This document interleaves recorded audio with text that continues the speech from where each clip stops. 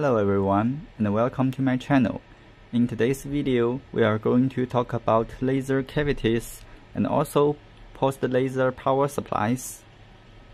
Two different kinds of laser power supplies will be covered in today's video.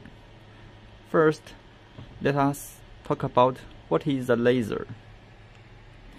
I suggest that if you watch this video, you know that these are all solid-state post-laser cavities, right?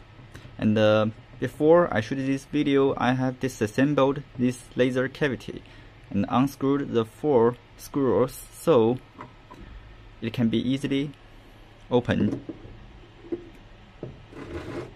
As you can see, this cavity is coated with gold for better reflection.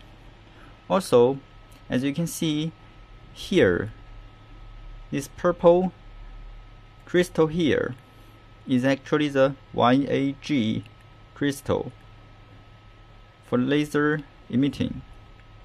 And this one here, maybe you are not able to see it clearly, but you can see the 2 electrodes which are here and there. This is a curtain lamp. It is different from a Xenon lamp. This is a used post-laser Xenon lamp. But this is a curtain lamp. One of its electrode is sharp and another is round, just like this and this. Also, here are 2 electrodes torn down from a broken laser pumping lamp, right? Tungsten electrode doped with maybe beryllium or some other elements for better electron emission. And all these 3 cavities are cooled by water. But here, since I won't operate it continuously, I only added some water in the cavity through these 2 water hoses. You can see there are some water here and here, right? Let's talk about the laser cavities more detailedly. As you can see, this is also a YAG laser. Here and here are actually the YAG crystal cover,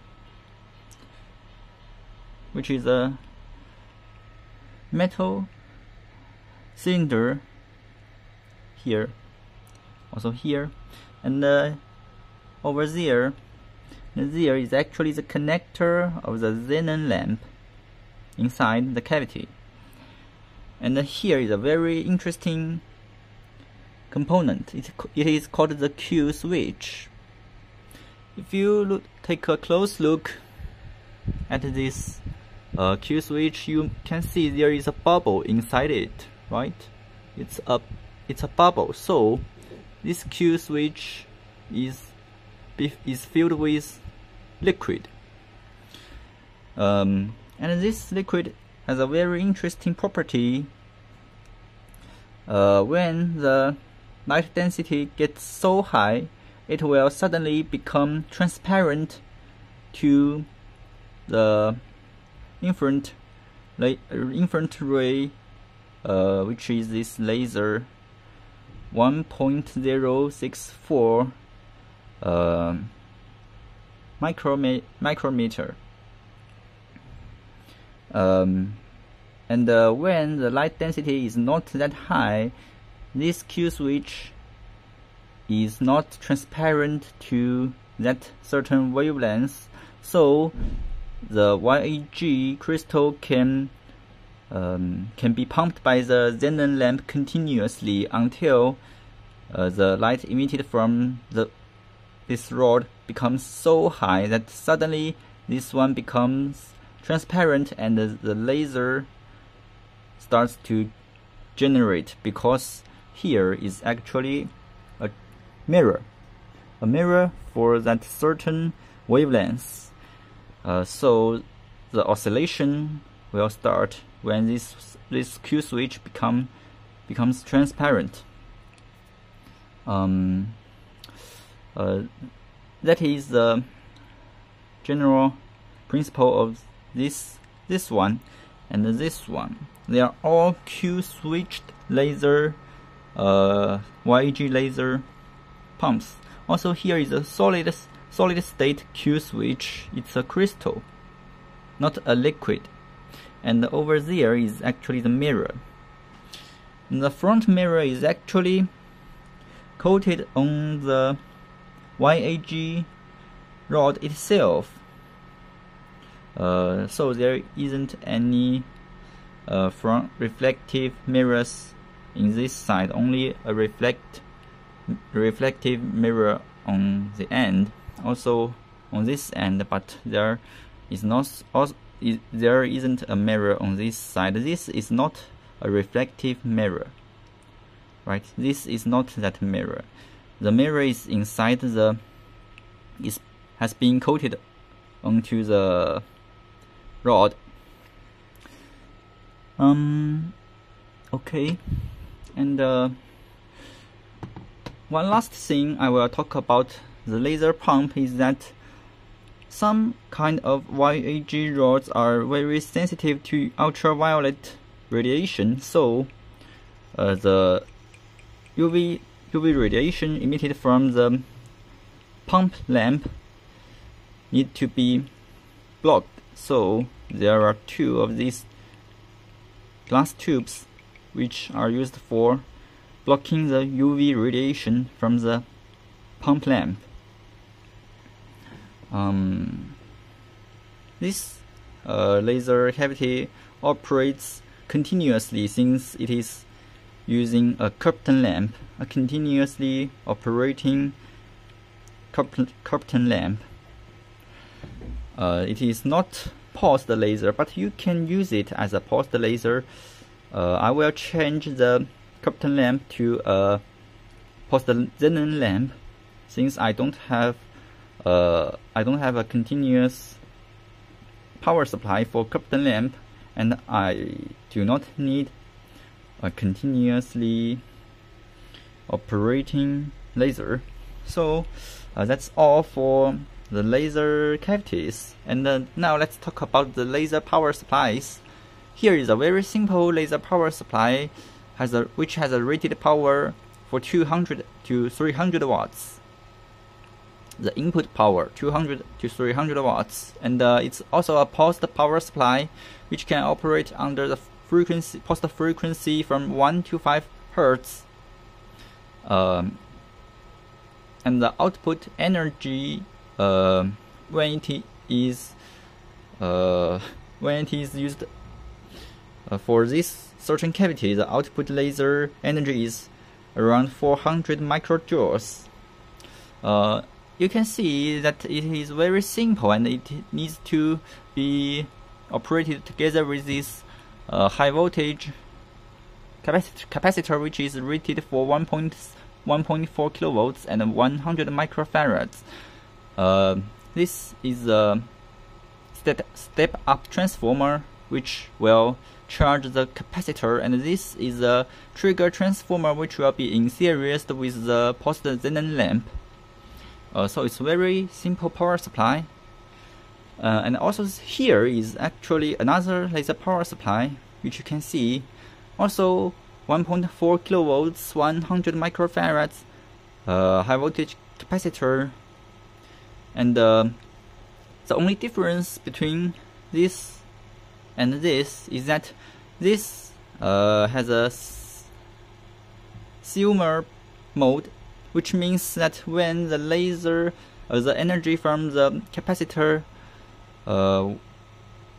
has not reached the lamp, here is actually a low voltage, I mean several hundred volts, low voltage, and low current, I mean several hundred milliamps power supply, which will make the Xenon lamp conductive continuously. So if I push this button, it will go into Silmer operation, which means that firstly the high voltage will break down the xenon gas, and then the low power supply will power this lamp continuously. The low power supply together with the high voltage trigger supply is from this black ground and this red positive or high tension cable you see connected to here, and then the main current, when you trigger the laser, the main current also go from here to the positive side of the lamp. And the way they conduct the energy from the capacitor to the lamp is that they use a SCR silicon controlled rectifier here.